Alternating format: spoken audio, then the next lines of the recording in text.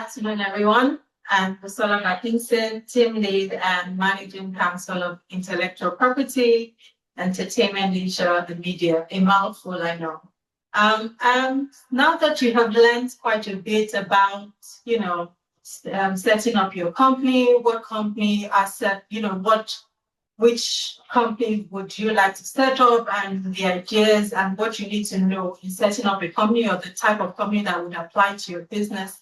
It's important for you to now understand what intellectual property protection, because I see very often people, they come and say, oh, I have intellectual property protection. And then I say, oh, send me what you have. And what I see is a CAC certificate. They're two different distinct, protection that you need to know. One speaks to the legal entity and one then speaks, to the brand protection. And it's important for you to know that you need both protection. So we need to speak to intellectual property, and I'll be talking about strategies for protecting business brands and creative assets. In this, I will introduce what intellectual property is. We will define together what IP and IPRs are. What are IPRs? Those are intellectual property rights and the applicable intellectual property rights to you. Again, another thing that I see is people ask, oh, I want to patent XYZ. And I say, oh, what is it that we want to patent? And then I see that, no,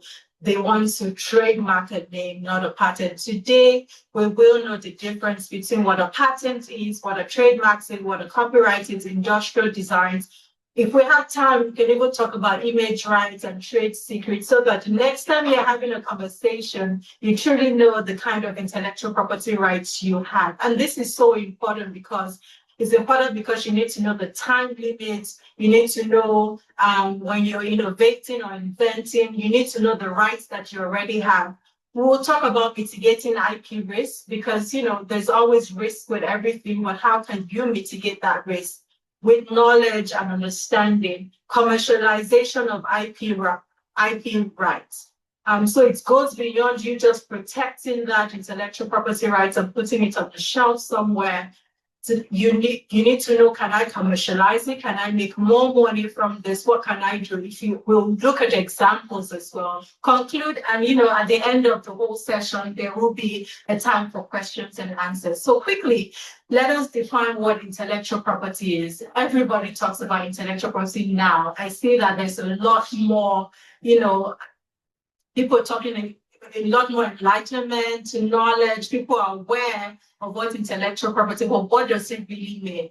And we're going to look at the WIPO definition of it because that's, the most standard one that I have seen. And WIPO is the World Intellectual Property Organization that really administers intellectual property all around the world.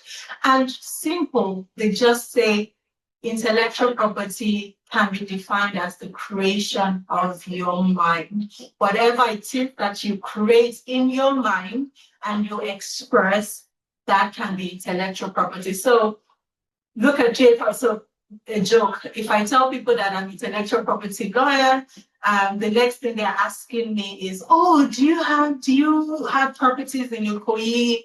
Do you have properties in Abuja? And I'm like, intellectual property. So it's different from real estate. Real estate is, that's building or that land or things that you can see. This has to do with the creation of your mind. And what does this encompass? It encompasses inventions, which we'll touch on, when we're defining IP, intellectual property rights. It talks about literary and artistic works, designs, symbols, names, logos, images that are used in commerce. And I know that some people are already thinking, if you're a business owner here, you're already thinking of how that relates to you, because in that business, you're using logos, you're using identifiers, you're using images. Are you a writer here? Are you inventing something? The price of oil has gone up. Is there something that you're inventing so we don't have to buy fuel in this few weeks that everything has gone? You're already thinking that, yes, there's something for me here. So what are definitions of intellectual property rights? This basically just means the legal rights that are granted to you when you create something from your mind and you express it, and the ownership that you get from it so that you are able to exclude other people from encroaching on that right. So think about it like real estate, as we said. You come up with this lovely building, you put a gate to it, you put a door to it, you put a fence all around it to ensure that nobody trespasses. And if someone just decides to set up shop in front of your real estate or decides to bring their family members into your house, you know how you're going to stop them from doing that. And that's the same way you should look at your intellectual property. What are the, how are you ring fencing it? How are you ensuring nobody encroaches? How are you ensuring that nobody takes what it is that you have taken time, painstakingly taken time to invent, to research, to develop? And what are the different kinds of IP rights that they have? They have copyrights, they have trademarks, they have patents, they have industrial designs. And in some clients and jurisdiction, you can even include trade secrets here as well. We're still going to define that. And why is it so important? I think I already started touching on it. Why is it important that we protect our rights? First, for your intellectual creation, imagine taking years and years to invent something as like an electric car. And after you've researched and ensured that, that has come into place, people are using it, somebody else tomorrow wakes up and does the same thing and gets the right to do that. I mean, your time, money, creation, all of that going to waste. And so commerce rewards you for your intellectual creation. And that's why it's so important. Encouragement.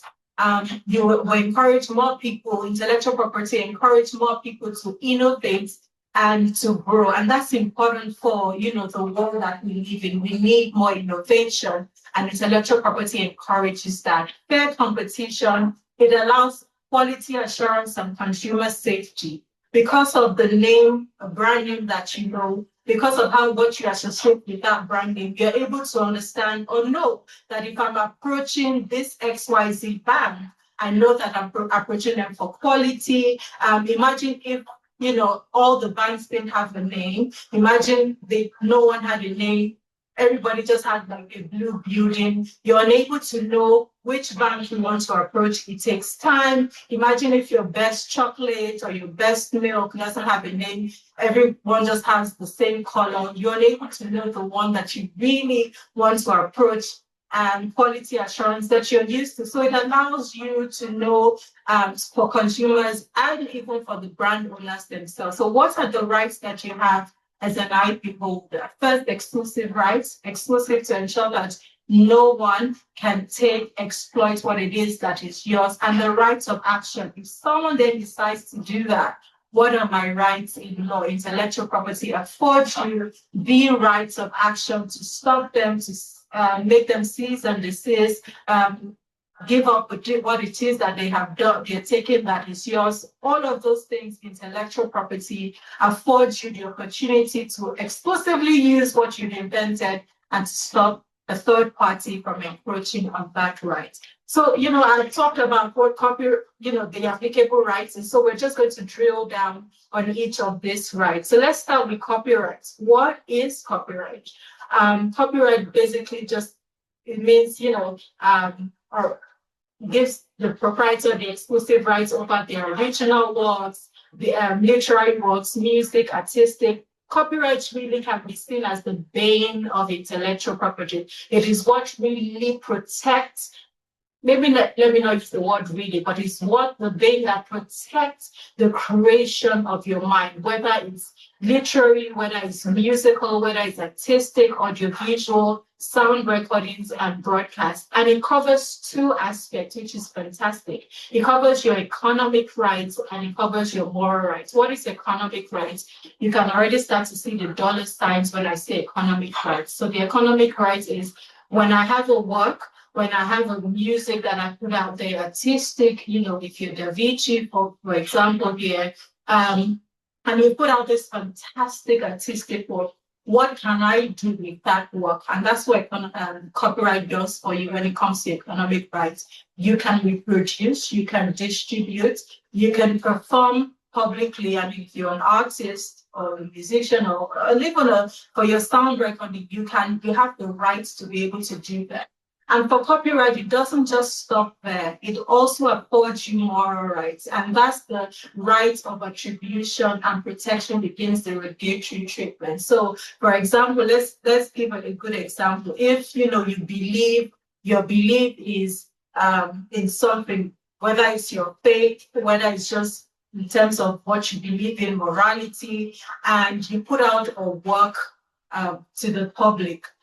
Maybe you even sell it to someone, or you assign it, or you license it to someone. What moral rights does is, number one, they must give you the right of attribution. So they must say this work is by XYZ. So you must have seen that maybe in that movie that you're watching, or in that book that you're reading, or it might just be, a broadcast or something, or just something, a LinkedIn post. You can see that this was original. Even when you read, for example, Yahoo News, you see that this was originally reported by XYZ Media. That's the right of attribution. Now, beyond that is that that right, they cannot derogate your rights and use that work for something that you do not believe in, for example. So there are many different beliefs we all have in this world. And so if I believe in something, for me, you cannot use my rights for something else that I do not believe in. And so that gives you protection against derogatory treatment. Your work has to be used in the form that you want it to be used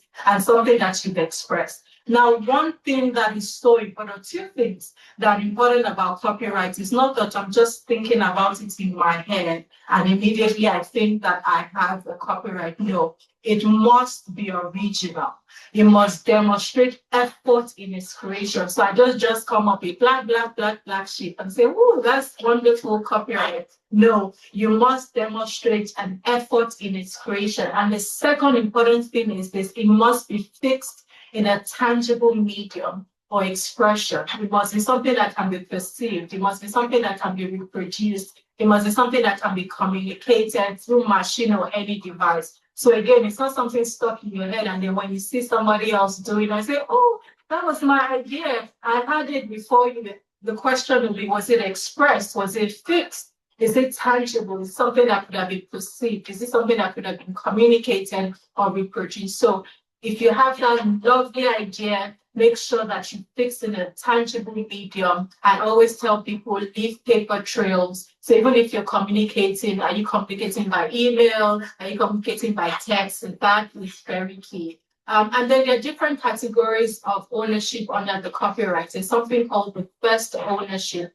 So the first ownership is anyone who births the work, is what I say. So if you're the one who expressed the work, if you're the one that birthed the work, you are the first owner. You are the author of that work. Now, if you transfer that work to somebody else by assignment, by license, or different ways in which you can transfer copyright, then that person becomes the owner of the work. And why this is so important is, for example, employee-employer relationship, contract for hire, joint ownership, you work in a government. That is so important because if there's no contract to transfer that right, the first owner is always recognized. The author of the work is always recognized as the owner of that work. And so if, for example, you're on this call and you're an employer, ensure that your employment contract has the ownership, assignment to that whatever you do in the course of this employment belongs to the organization. If you're hiring someone, for example, to help you with the logo of your business, to help you set up something, it's important to know that there's something you have to put in writing, a contract to transfer ownership to yourself. So as a business owner, please ensure that you have something in writing that speaks, because we've seen that mistake a lot of times. And when we see there's no contract, and when it's time to now assign, they start to ask for money when you already paid them for that service. So please, that is important. Photographers right as well. If you're a photographer here or you employ a photographer, please ensure that there's something in writing that speaks to the transfer, because I tell you, if you I'll give you an example. There was something where Jennifer Lopez used a picture. I think it was Get It or some one of these famous, international photographers took of her and she put it on Instagram. That was her picture. They actually sued her for using that picture. So there's something about the photographer's rights that whatever photograph that they take belongs to them. Except if you commission them, you can use it for the purpose that in which you commission them for. But the rights to that photograph is still there. So we need to know that ownership of materials, joint authorship, you can author with someone, have a joint authorship arrangement, and you both own the rights to that copyright. So quickly, what are the key considerations for business owners? And remember when I started, I said it's important to know the different IP rights. Why? Because of things like this, duration. There are some IP rights that have duration, there are some that don't. And so it's important that when you're birthing an intellectual property right, the right protection is key. I'm just going to run through this. If it's for literary works, photographs, 70 years, audiovisuals, 50, sound recordings, 50 years. Now, let me give you a typical example. The Mickey Mouse, that's the Minnie Mouse. It was going to turn about 100 years, I think. They tried to push, they lobbied in the States, and they were able to get it. I think it's now called the Mickey Mouse Act or something, where they were able to push it further than that. But they were wise. And that's why it's important for you to know how to apply this right. So Mickey Mouse, the company, they were wise. What they did is the first Mickey Mouse, I think it's called the Steam, they started to improve on that image. So you see that the Mickey Mouse that started, if you look through, is not the same Mickey Mouse we see now. They've changed over the years. And so if you think that, Mickey Mouse is now in the public domain, because after this copyright expires, it goes into the public domain and everyone is allowed to use it. But if you start there, oh, wow, Mickey Mouse is now out there, I can go and use it, you'll be wrong. The only one you can use is the one that expired 100. But if you see that there are different iterations, and so it means that they were wise enough to improve. And so that's what you should do as business owners, knowing and understanding that my copyright will expire. What can I do is to improve. You just don't set up that one thing and continue. It's to improve if it's a copyright. But if it's a trademark, once you renew in the different years, you can always continue to use your trademark. So that's why it's always important for you to know the duration and what can I do to ensure that I continue to have my copyright. So for example, Winnie the Pooh didn't do that. And so everyone can do different things with Winnie the Pooh. I'm not giving you ideas to start using Winnie the Pooh. What are some limitations to copyright ownership, for example? There are fair dealings under the Act, and that means that somebody else can use that work for this purpose only. If they go outside of using it for this purpose, then they will be infringing on your copyright. I'll quickly run through them: the purpose and character of usage of the work, what are the key considerations, the nature, what's the amount and substantiality that you're using, and what's the effect of the use. So basically, fair dealing means another party can use that work for certain reasons. So for educational purposes, for example, for research purposes, if they want to use that work for research, if it's for reporting news, for example, then they can use it. Now, for educational purposes, it's not the one that we do in school where we take the book and then go and photocopy and start to sell it. Once we can see any commercial elements or angle to it, then you're infringing on the copyright. If you're going to use a work for this purpose, education, public research, public policy, reporting news, there must not be any commercial angle to it. Once we can see that, or once they can establish, or the owner of the copyrights can establish that, then it is an infringement of their copyright. And then for persons with disabilities, this is a good that has come into our Act. It is for those with disabilities and allows some bodies, organizations to be able to translate their work into ways in which they can access those prints as well. So this is a very welcome development in our acts because they also need access to the things that we have. Quickly, copyright protection, what does it do? Evidence of ownership. I must mention quickly that copyright inures immediately it is expressed. And what do I mean? Immediately you write that book, you sing that song, you draw that painting, you already have a copyright protection. That's the fantastic thing about copyright. And so you really do not have to register. But why do we advise that you register your copyright?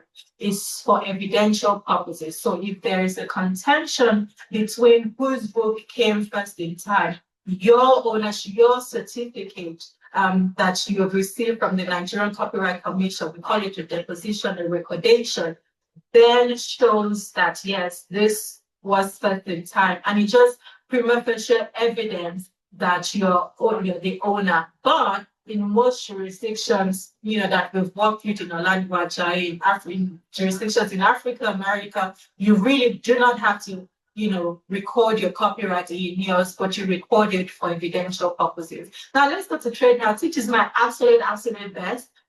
Trademarks, for me, I call it identifiers. It allows you to identify one business from another business. It allows you to make your decision fast and quick. You don't have to stand there and think, oh, blue, red, white. No, I can already see once it's an orange building, I know I'm walking into a particular bank. Once I see a chocolate that has, purple, gold, I know the brand that I'm going for. Once I see a jewelry, store that it has a very light, I think it's blue greenish. I know the store that I'm walking into. So I say trademarks are identifiers and they're comprised of different things, whether it's a device, a brand, a heading, a ticket, a label. For those that drink on this call, once you see Author Guinness, you already know the brand that you're going for. For those that use a particular band, once you say star 727, you already know, what you're going for. So that's what trademarks does for you. And what does it do? It gives you exclusive rights, legal remedies. You're able to own your logos, your unique identifiers. People know who you are quickly, and consumers can come to you straight up without having to go to 10 other people before they come to you. Industrial designs as well is a type of IPR. So it protects your visual, your aesthetic aspect of a product, whether the shape, the configuration, the pattern. And I must quickly mention as well that for designs and patents, it must be new. It must be something that has not been disclosed to the public prior. And this disclosure is not a local disclosure, it is a global disclosure. So I can't say because I saw something in India, I start to do it in Nigeria and say, well, it has not been done in Nigeria. No, the test is a global one. So when you're coming up with your design and your pattern, don't just put an extra curve somewhere. Make sure it is new. Inventive steps have been taken to come up with that invention and that patent and that design. Again, there are time limits to this. It's an initial term of 5 years, renewable for additional 5-year periods, and cumulatively it is a 15-year period. So you have to start thinking the way, I mentioned for copyright where you're coming up with your design and your patent. I spoke about patents already, same as designs. It has to be new, inventive step, capable of industrial application. If you look at the Apple phone, for example, you see designs, you see patents, you see trademarks. I want you to do that exercise. Take an Apple phone and look at all the different aspects of the intellectual property rights that are there. For the duration of patents, it's 20 years. And after that 20 years, it goes into the public domain. So, when you're thinking about innovation and invention, you have to put this into consideration. Okay. For patents, there's a true inventor, there's a statutory inventor. The true inventor is the one who is the first person that came up with that invention. And the statutory inventor is the one who approaches, for the invention to be found. But both parties need to be mentioned in that application to be filed. Again, for registration of a patent, it must be new, capable of industrial application. That means something that can be used in an industry, manufactured, result from an inventive activity. So you have seen a bicycle out there, then you decide to just put a rope on the bicycle and say, oh, I've come up with an invention. No, an invention will be that if you were the one that came up with a tricycle, so you added an invention to the bicycle, then that's an inventive activity. There was something else done, there was an improvement, and effort was done to that as well. What are the ways you can mitigate IP risk? Clear chain of title, agreements, make sure your agreements are in place. If you are licensing, if you are signing, ensure that you have it written, ensure that it's in place, your agreement is signed. Protect yourself. It's not something that you have. Ensure that you protect. Use lawyers because there are nuances to intellectual property. I'm sure now you can understand that there are different types of IP rights, so you cannot just lump all of them together. And it's lawyers that will be able to explain to you what to do and how to do it. So IP protection, and remember that IP is territorial. So if I protect myself in Nigeria, I do not have protection in Ghana. I do not have protection in the US. And that is very important. And there are block systems that you can take advantage of. But, you need legal advice for that to be able to do that. And trademark and brand protection. Once you're protected, you're able to enforce your brands everywhere. These are some of the things that investors also look at. I do not want to invest and realize that the patent does not belong to the patent holder in the business that I've invested in. And so it's so important for you. What are the revenue considerations? What are the moral rights that you have? Performance rights? What are insurance that you can put in place and indemnities as well? Those are the things investors will look at and say that, yes, this organization, this business, this SME is ready for me to invest in as well. And then again, as I said, it's not only that I protect myself and put it on a shelf and look at this lovely thing. There are so many ways that you can commercialize your intellectual property rights. You can use them as an IP owner, you can directly use your intellectual property rights, and as many things, you can license them. It will interest you to know that Nokia today is not being used by Nokia. They've licensed the name Nokia to an Asian company. And for every phone that is sold in Asia with the name Nokia, Nokia here gets a percentage of that. So it means that Nokia, no overhead, nothing, sitting pretty, focusing on their technology, but because of the name that they have built goodwill in, they are getting money from it. So you can do that. That can happen to your business. And you can decide that, I'm done using this name or this invention and I sign it. We all see the Samsung and the Apple wars that go on.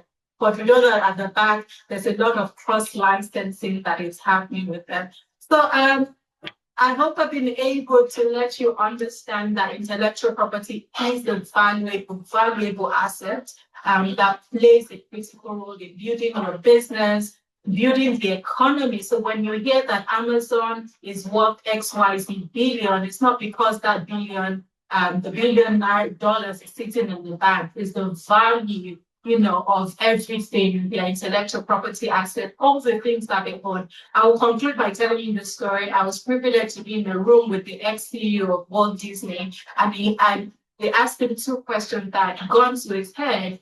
Which one would he drop? Is it the real estate or the intellectual property? And this was before COVID. And he immediately said, of course, he'll drop the real estate. And remember when COVID hit, no one could go to the theme parks. What they had was their Disney Plus streaming, and that, kept the company afloat. So that can tell you the importance of intellectual property. Continue to create, continue to innovate, but above all, ensure that you protect yourself so you can maintain a strong market presence. So thank you so much. You can drop your questions in the chat box and we'll come together and take these questions.